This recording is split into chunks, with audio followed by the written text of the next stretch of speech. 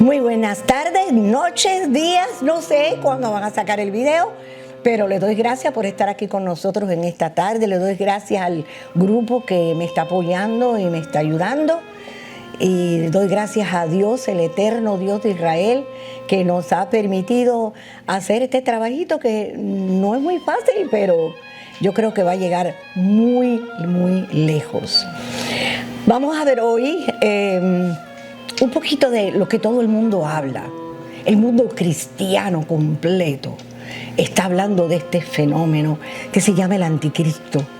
Lo que está pasando en el mundo, las cosas que están sucediendo en los Estados Unidos, los 5 países que se han ido los reyes y presidentes de los países que han presentado renuncia. Y todo el mundo dice, ese es que el anticristo viene por ahí.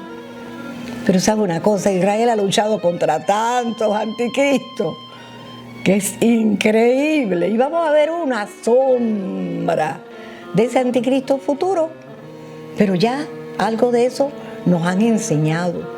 Ya sabemos lo que es en sí el anticristo. La semana pasada vimos los imperios, el imperio Seleucida y la dinastía Ptolomaica, el reino del norte y el reino del sur.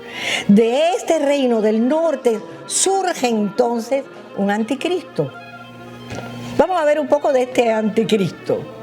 Antíoco Epífanes.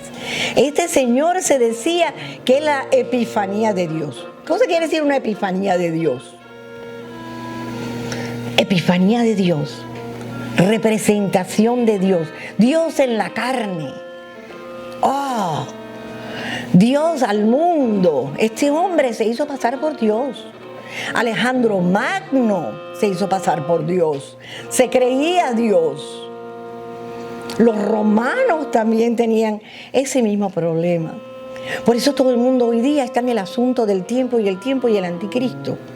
Esto ya sucedió, pero es una sombra de quizás hasta algo que pueda venir más adelante. ¿Cuándo? No sabemos, pero mire lo que dice. En Daniel 11, todo lo que es Daniel tiene que ver con la historia de Israel. Daniel 11, del 21 al 30. Te habla de este hombre, Antíoco Epífanes. Dice, lo sucederá en su lugar, o sea, el rey anterior va a ser sucedido por un hombre vil. Así es como Dios lo ve. Dios no ve a este hombre como cualquiera. El anticristo es lo mismo, es un hombre vil, al cual no se ha dado el esplendor del reino. En otras palabras, a él no se le entregó el gobierno de Israel. Y dice, habiendo tranquilidad, miren bien, ¿qué es lo que dice? Si nos podemos ver qué dice Tesalonicense, dice lo mismo, cuando digan paz y seguridad. ¿Correcto? Pues ya esto pasó. Pero Tesalonicense es mucho más adelante. Pero mire qué parecido tiene esto con un futuro. Y dice, habiendo tranquilidad, vendrá y tomará el reino con intrigas. Y las fuerzas serán completamente arrasadas y quebrantadas delante de él. Inclusive el príncipe del pacto, que es el sumo sacerdote. Y dice, al tiempo señalado volverá al sur. Pero esta vez no le ocurrirá como en la primera. Porque contra él vendrán naves de Quitín, Roma. Y él se desanimará, volverá y se enfurecerá contra el pacto santo y hará su voluntad. Vamos a compararlo con Tesalonicenses, es lo mismo. Este hombre que viene futuro va a ser su voluntad. Va a ser en un tiempo de paz, no va a ser en un tiempo de guerra. Cuando digan paz y seguridad, entonces situaciones se presentarán, pero no por el momento. Entonces, ¿pero cuál era el enfoque de este hombre? Que en sí lo que quería hacer este hombre es lo mismo que va a querer hacer el que viene. Por eso le digo, la escritura es tan preciosa y nos enseñan tantas cosas. Si prestamos atención y estudiamos, yo estoy siempre atrás de todos los hijos postizos que yo tengo, que hay un montón de ellos.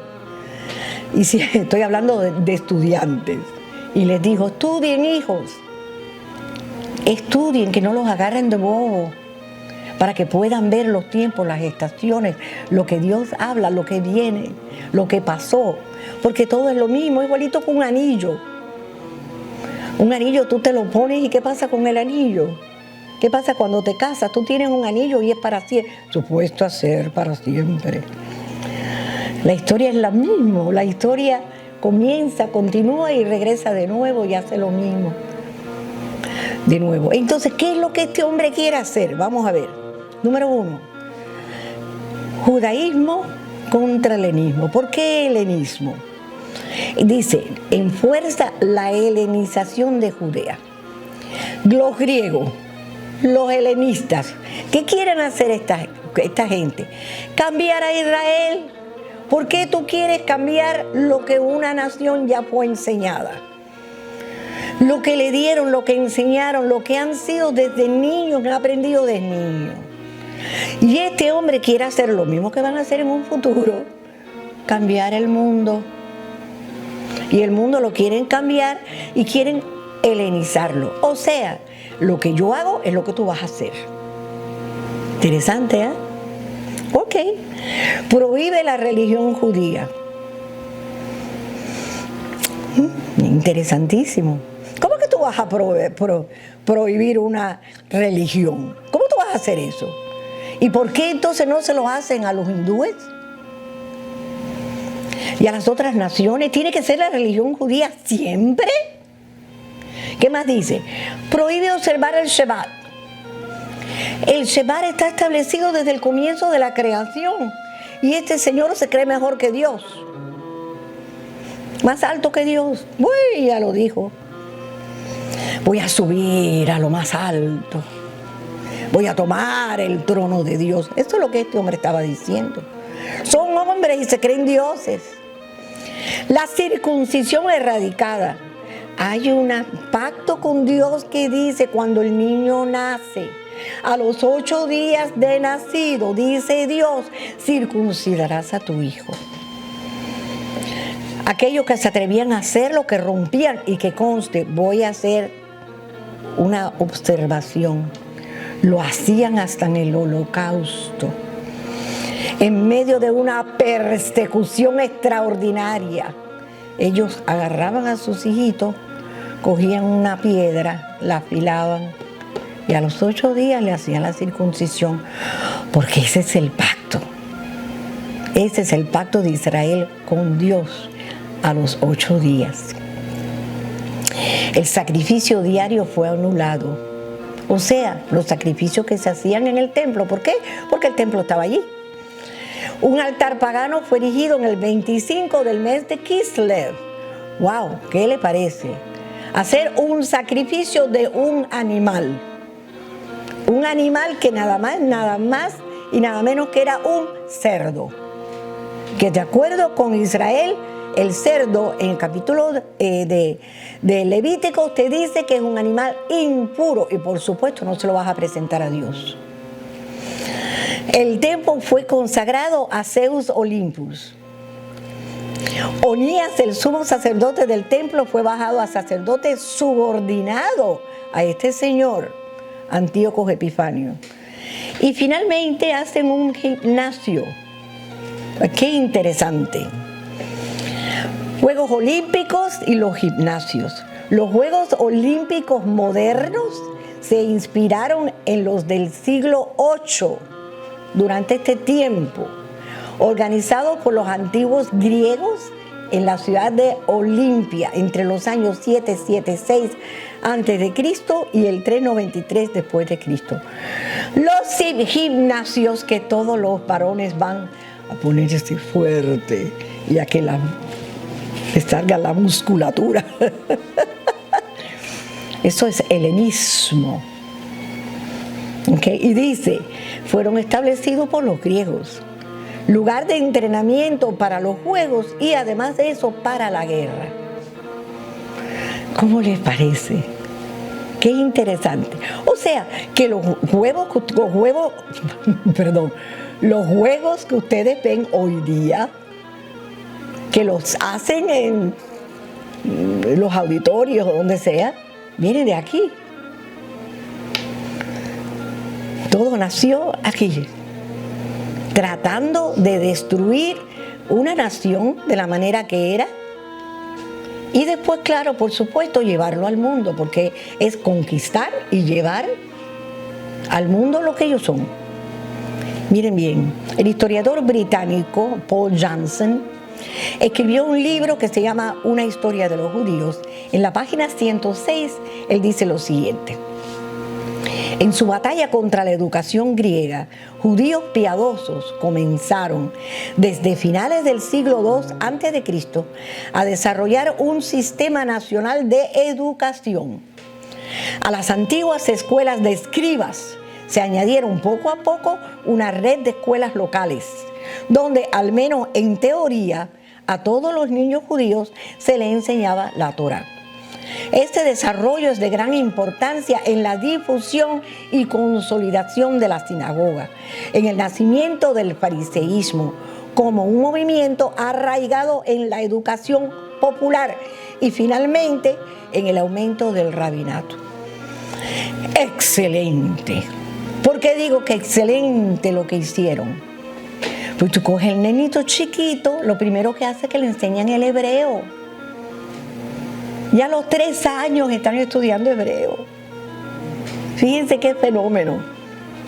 A los 5 ya pueden leerlo. Y de ahí en fuera le van enseñando poco a poco la Torá. Ya más viejos entonces otros libros. Pero la criatura va creciendo y aprendiendo. Por eso todo lo que se hace en Israel es educativo para hoy día, para un pueblo que está en las naciones. Entonces ese pueblo, las naciones, de la única manera que se puede mantener como nación es haciendo las tradiciones y a los niños enseñándoles todas estas cosas. Diferente manera de hacerlo porque no hay templo, ¿ves? Pero han sacado lo suficiente los rabinos como para poder mantener una nación dentro de las naciones, una religión diferente dentro de las naciones que se pueda mantener. Y como ellos siempre dicen, hasta que venga el Mashiach. Porque ellos dicen, cuando venga el Mashiach, entonces lo vamos a saber todo. Ahora, el Nuevo Testamento dice lo mismo, sabemos en parte, hasta que venga el Mashiach. Durante este tiempo, el sumo sacerdote tiene completa autoridad civil y religiosa. Hay una corte de 3 jueces, ejerce jurisdicción en asuntos civiles. Una corte de 23 jueces ejerce jurisdicción en asuntos criminales, incluyendo la pena capital. Corte de 71 jueces, conocido como el Sanedrín, el Beit Din. De hecho, Beit Din Hagadol, el grande, tenía prácticamente poderes ilimitados sobre las funciones judiciales, legislativas y administrativas. Aparte de estas cortes, el templo tenía una corte especial encargada de su supervisión, rituales, asuntos civiles concernientes a los sacerdotes. Esto es antes del periodo asmoneo. ¿Y qué cosa es el periodo asmoneo? Vamos a ver, porque hoy día Israel y nosotros también celebran una cosa todos los años que se llama Hanukkah. Uy, ¿qué cosa es Hanukkah? Pues es parte de la historia de Israel, es parte de esto que estamos hablando. ¿Qué hace este hombre? Este Antíoco Epífanes decide que él va a cambiar Israel. Eso es lo que dice. Le voy a quitar todo, circuncisión, Shabbat, todo el mundo. Todo eso se lo voy a quitar. Voy a hacerlo helenista, voy a hacerlo como nosotros los griegos. ¡Wow! Pero ¿qué pasa? Como todo en este mundo, hay buenos judíos en aquel tiempo y hay judíos malos. Y vamos a decir la dinastía asmonea. De nuevo Daniel 11, siguiendo la escritura, dice: entonces se levantarán tropas de su parte y contaminarán el santuario. ¿Qué hicieron con el santuario? Cogieron un cerdo y lo sacrificaron en el santuario. Entonces eso es abominable delante de Dios. Y dice, quitarán el sacrificio continuo, todo lo eliminaron, y pondrán la abominación desoladora. ¿Qué cosa era la abominación desoladora? Creo que ya lo vimos. El templo fue consagrado a Zeus Olympus. Eso quiere decir que una estatua de Zeus fue puesto en el lugar santo. ¿Ok? Y dice, con lisonjas hará pecar a los que violan el pacto. Pero el pueblo que conoce a su Dios se esforzará y actuará. Los sabios del pueblo darán sabiduría a muchos, pero caerán a espada y a fuego, en cautividad y despojo por algunos días. Y cuando caigan, serán ayudados con poca ayuda, y muchos se juntarán a ellos con lisonjas. Algunos de los sabios caerán para ser purificados, limpiados y emblanquecidos hasta el tiempo señalado, porque aún hay plazo para esto. ¿Qué está diciendo Daniel? Número 1, con lisonjas hará pecar a los que violan el pacto. Eso quiere decir que siempre hubo un grupo que se unió a los helenistas. Se unen a los helenistas. Quieren entonces hacer igual que los helenistas. Se van a los gimnasios, incluyendo el sacerdocio. Algunos de ellos lo hicieron. Iban, hacían los sacrificios o lo que tenían que hacer y después se iban al gimnasio para hacer los ejercicios. Violaron el pacto. El pacto que habían hecho con Dios, lo violaron. No están supuestos a hacer eso. Muchos cayeron, muchos murieron porque dijeron, no, nosotros no hacemos eso. Y se fueron en contra del ejército helenista. Dice que salían de madrugada y de noche. Grupos que se fueron agrandando, los grupos que salieron, iban en contra del ejército. Hasta en el mismo Shabbat, que ustedes saben que nadie trabaja y nadie hace nada en el Shabbat, el día completo de descanso en Israel. El ejército macabeo, que le dice, liderado por Judas el Macabeo, se tiraban de rodillas y le decían a Dios, perdónanos por violar el Shabbat, pero tenemos que luchar contra esto. Y se iban en ayuno y oración y salían a luchar contra los griegos. Tremenda historia, tremenda historia. El papá, por ejemplo, el papá de Judas muere y muchos otros mueren. Los descendientes, él se llamaba Matatías. Ellos fundaron lo que se llama la dinastía Asmonea, nombre que se deriva de Asmón, un ancestro de los macabeos. Los asmoneos se apoderaron del oficio del sumo sacerdote, aunque no pertenecían al linaje de Sadoc. ¿Qué pasa? Entonces los sacerdotes ya estaban contaminados, la tierra estaba contaminada y ellos dicen, no hay sumo sacerdote, pues nosotros tomamos la posición del sumo sacerdote. Y dice, en poco tiempo los asmoneos empezaron a seguir las costumbres helénicas y las prácticas que ellos mismos resistieron en un principio. Si es que tarde o temprano empezaron a caer. ¿Qué sucede? Estos no. Al principio de la guerra, estos se mantuvieron fieles. Y dice, el término macabeo es utilizado en ocasiones para designar a la dinastía asmonea, aunque técnicamente los auténticos macabeos fueron Judas y sus 6 hermanos. El nombre macabeo era un apodo personal de Judas y las posteriores generaciones no fueron descendientes suyas, aunque no existe una explicación definitiva del significado del término. ¿Okay? Así que muchas cosas pasaron. Esto, por tanto, si podemos ver, puedo poner esto es lo que se llama Hanukkah. Cuando ellos ganan la guerra, entonces, mira lo que dice, aquellos que permanecen leales a su Dios tomará medidas firmes. Los sabios de la nación instruirán a los muchos. aunque durante un tiempo se convertirán en víctimas de la espada, de llamas, exilio y saqueo. Cuando caen, pocas personas deberán ayudarlos, pero muchos de ellos pasarán a formar parte de la traición. Del sabio, algunos caen, así que el resto puede ser probado, refinado y purificado, hasta la hora de finalización que todavía está designado para venir. ¿Qué les cuenta esto a ustedes?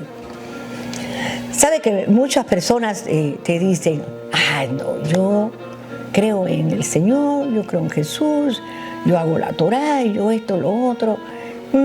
Te van a probar. No crean ustedes por un segundo que no nos van a probar. Tiene que ser a través de todas las generaciones, eso ha pasado. Esto no es cuestión de una generación mejor que la otra generación. Ninguna generación es suficientemente pura y suficiente buena para que no lo prueben. ¿Por qué? Porque tiene 7,000 que no doblan rodilla Baal. Yo no digo que son 7,000 ahora, yo no digo que son 7,000 antes. Eso es un número que te enseña más o menos lo que está hablando. O sea, lo que está hablando te está dando una realización que él guarda para sí X cantidad de personas. En el medio de pudrición, en el medio de todo lo que pasa en las naciones, él tiene un grupo que se mantiene firme y será probado. Cada uno de ellos será de una manera o de la otra. Y todo el mundo dice, ay, pero ¿por qué? Bueno, ahí tienen, te prueban. Sabios los probaron. Hombres de Dios los probaron. Nuevo Testamento, probado. Todos ellos fueron probados. En estos tiempos hay entonces lo que se llama el milagro del aceite. ¿Por qué? Porque se cree, y esto verdaderamente está escrito en el Talmud, y fue escrito más adelante, pero se dice que no se encontraba ya una vez que ellos ganan, ellos quieren ahora limpiar el templo. ¿Ves? Empiezan a hacer entonces sacrificios, limpieza, todo lo limpia, todo lo preparan para hacer sacrificios puros. Pero para hacer los sacrificios tienes que hacer una serie de cosas. Tienes que encender el altar de sacrificio. Tienes también que encender la menorá. Tienes que hacer aceite puro. No hay aceite para encender la menorá. Entonces, ¿qué hacemos? ¿Qué hacemos? No había con qué. ¿Por qué? Porque todos los pomos que estaban sellados por el sumo sacerdote habían sido profanados. Entonces, ¿qué hacen ellos? Buscan y encontraron un pomito. Encontraron solamente un pomo lleno de aceite que estaba sellado. Con eso encendieron la menorá y duró 8 días. Y es por eso que una vez que terminan todo este servicio de limpiar aquel lugar para poder hacer sacrificios de nuevo, ¿ves? Que bien interesante. Después de 8 días, esperan 8 días, hacen aceite, porque eso es lo que se toma para hacer un aceite puro y bueno, 8 días. Y entonces ya pudieron encender la menorá y el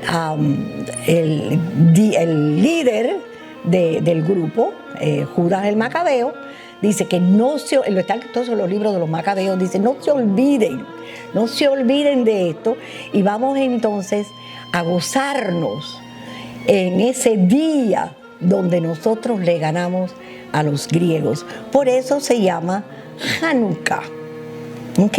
Y aquí tenemos entonces la menorá y la Hanukkah. La menorá, que es verdaderamente vamos a decir, el escudo, como escudo de Israel. ¿Ves? Tiene nada más que ¿cuánto?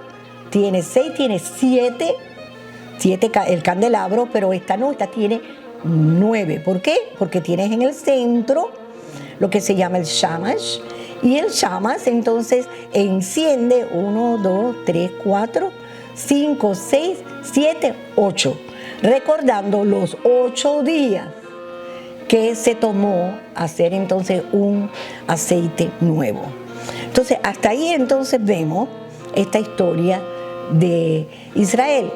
¿Qué sucede? Que las cosas empiezan a cambiar. Mucho, mucho, mucho. Aquí vemos los diferentes, como decir, la nación, como la nación entonces empieza a crecer dependiendo de quién era el sumo sacerdote. Aquí tenemos a Simón Macabeo del 142 al 135. Después más adelante Hircano, el 135 al 105. Y Aristóbulo, que mira toda la tierra que Aristóbulo tomó, del 104 al 103. Aristóbulo I, primogénito de Juan Hircano, fue el primero de la familia de los Asmoneos en coronarse con una diadema y transforma el gobierno en un reino. A él no se le había dado el permiso de hacer eso. En Israel el reino era el reino, el rey era el que mandaba en Israel. El sumo sacerdote era el que cuidaba el templo y hacía las oblaciones, los sacrificios con el resto del sacerdocio. Ahora, ambos han sido puestos en uno. Tienes el reinado junto con el sacerdocio en una sola persona. ¿Usted sabe el poder que eso te da? Pónganse a pensar el poder que eso te da. Eres sumo sacerdote, más eres rey. Tienes el control completo de todo Israel. ¿Qué pasa? Que ahora hay luchas entre ellos.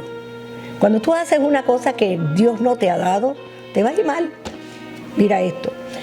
Hircano II contra su hermano Aristóbulo II. Son dos sumos sacerdotes. Y ahora están luchando a ver quién va a coger el poder. Y dice, ambos hijos del sumo sacerdote Alejandro Janeo y de su esposa Salomé Alejandra. Al fallecer su padre, la reina madre Salomé gobernó Judea y nombró a su hijo Hircano sumo sacerdote. Hircano, apoyado por los fariseos, quienes habían respaldado a Salomé, contrario a los saduceos que apoyan a Aristóbulo. Ahora lo voy a poner un pensamiento. Nuevo Testamento. ¿Quiénes son? Fariseos. ¿Dónde estaban los fariseos antes? ¿Dónde estaban los saduceos antes?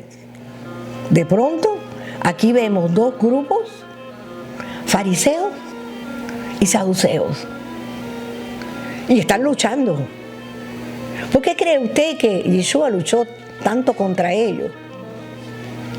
Y les decía, soy hipócritas. Desde entonces, no es en el tiempo del Nuevo Testamento, desde entonces ya estaban luchando unos contra los otros. ¿Por qué? Porque querían el gobierno. Este enfrentamiento culminó con un golpe de Estado en el año 67, antes de Cristo. Ya estamos llegando al tiempo del Nuevo Testamento.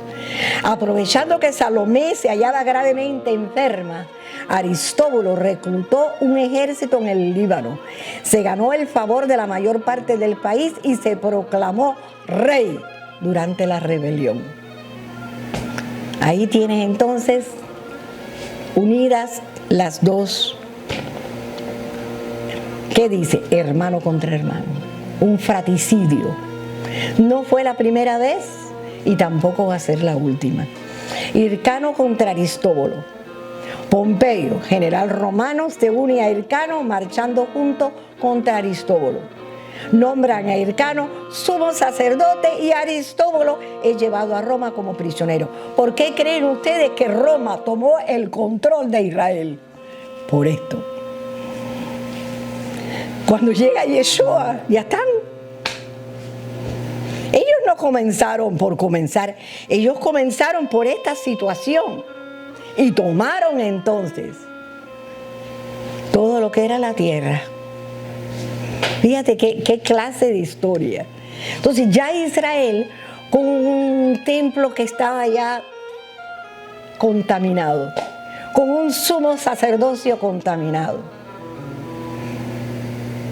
con un oficio doble de sumo sacerdote. Y entonces esto empieza poco a poco a caer. Y por eso es que las cosas tienen que empezar a cambiar. Porque como todo gobierno, Dios se mueve. Dios se mueve. Y si está mal, Él lo trata de corregir de una manera o de la otra. ¿Okay? Entonces vemos que de pronto Roma decide hacer a Herodes rey de los judíos. ¿Pensarían ustedes, rey de los judíos?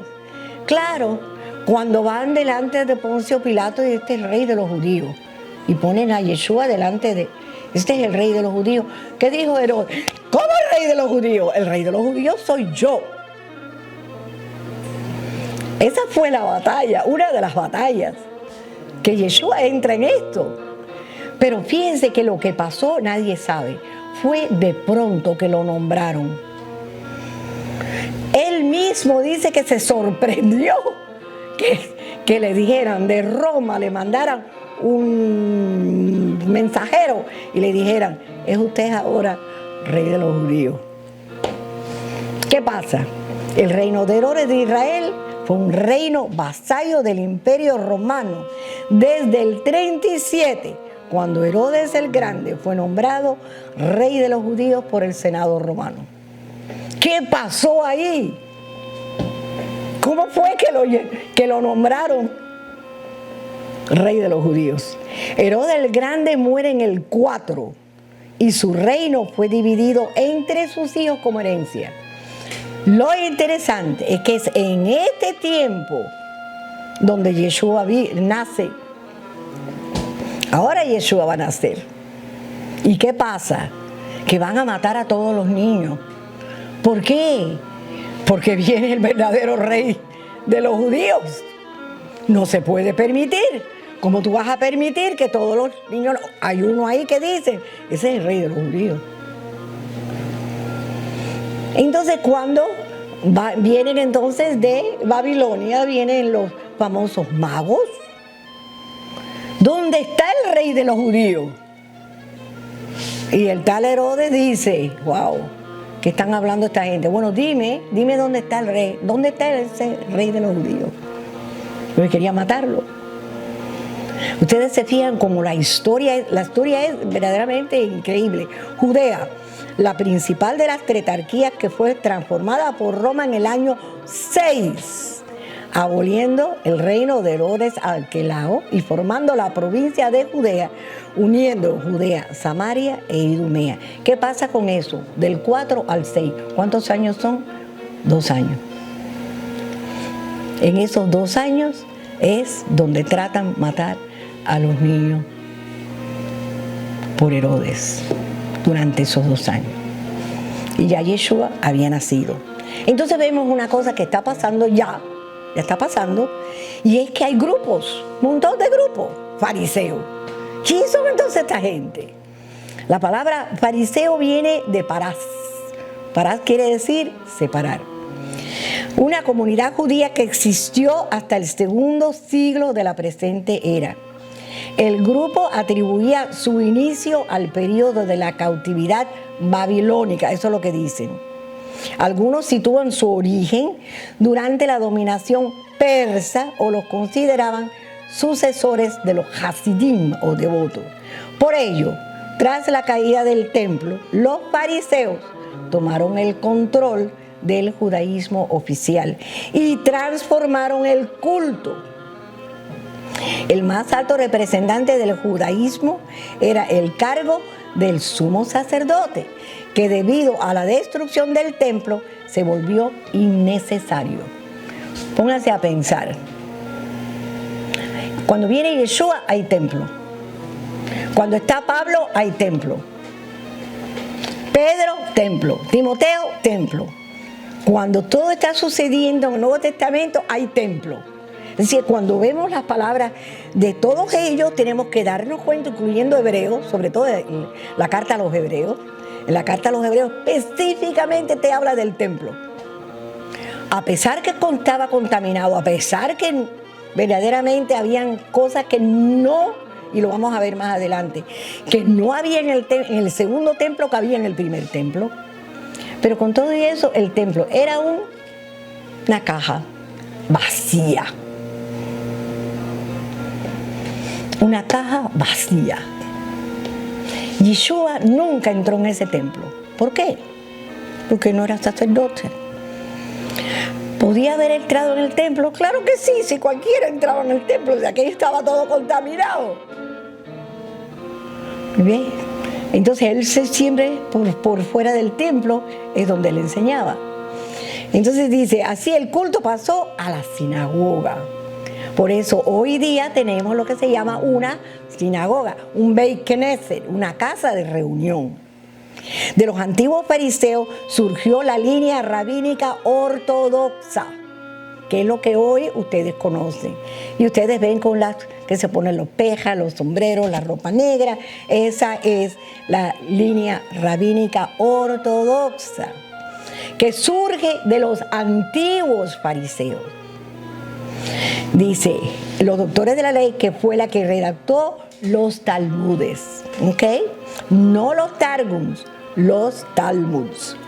Hay otro grupo entonces ahora que siempre en conflicto, los saduceos. Número 1, los saduceos no creían en los ángeles. Los fariseos creían en los ángeles. Los saduceos no creían en la resurrección de los muertos. Los fariseos creían en la resurrección de los muertos. O sea que había cosas que estaban en conflicto, esos dos grupos. ¿Okay? ¿Quién ganó? Los fariseos.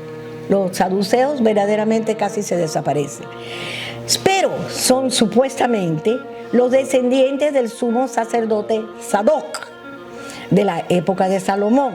Y de hecho, si ustedes leen Ezequiel, ustedes van a ver la descendencia de Sadoc de nuevo en el último templo, en el capítulo 40, 41, 42 de Ezequiel. Van a ver el mismo nombre, Sadoc. El nombre Sadoc significa justicia o rectitud, por lo que los saduceos puede interpretarse como los justos o rectos.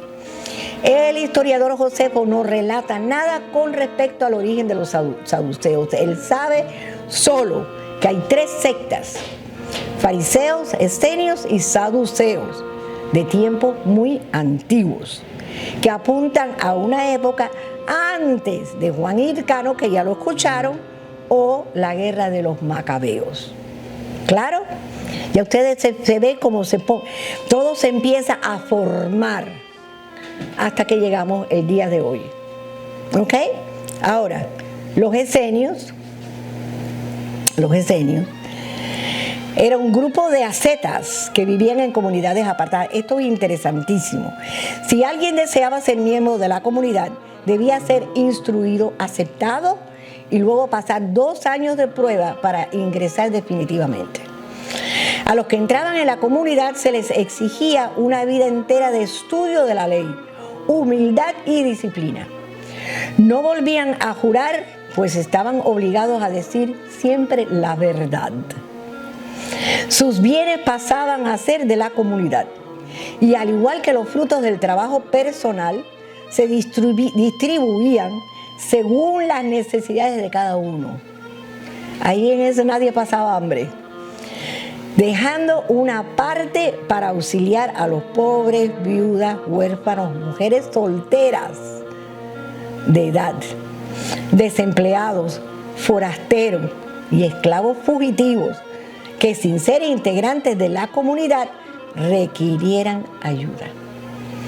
Les recomiendo, si tienen Amazon Prime, que busquen los secretos de los pergaminos del Mar Muerto, porque ahí van a ver la historia del Mar Muerto, el lugar a donde los encontraron. ¿Ve? ¿Y cómo fue que los encontraron? Después los encuentran y los beduinos lo empiezan a vender. No sabe lo que tienen en la mano. Piensa que es cualquier cosa. Es un valle del desierto de Judea en las costas occidentales del Mar Muerto. La importancia de este lugar es la presencia de las ruinas de Qumran y de las cuevas descubiertas en el 1947 que tenían un valioso tesoro arqueológico y bíblico. Hasta el día de hoy, en esa película que les acabo de decir, están trabajando en eso. Porque son pedacitos y pedacitos, a veces no han encontrado. Encontraron el de Isaías todo completo. Libro de Isaías completo. Pero otras cosas nada más que pedazos.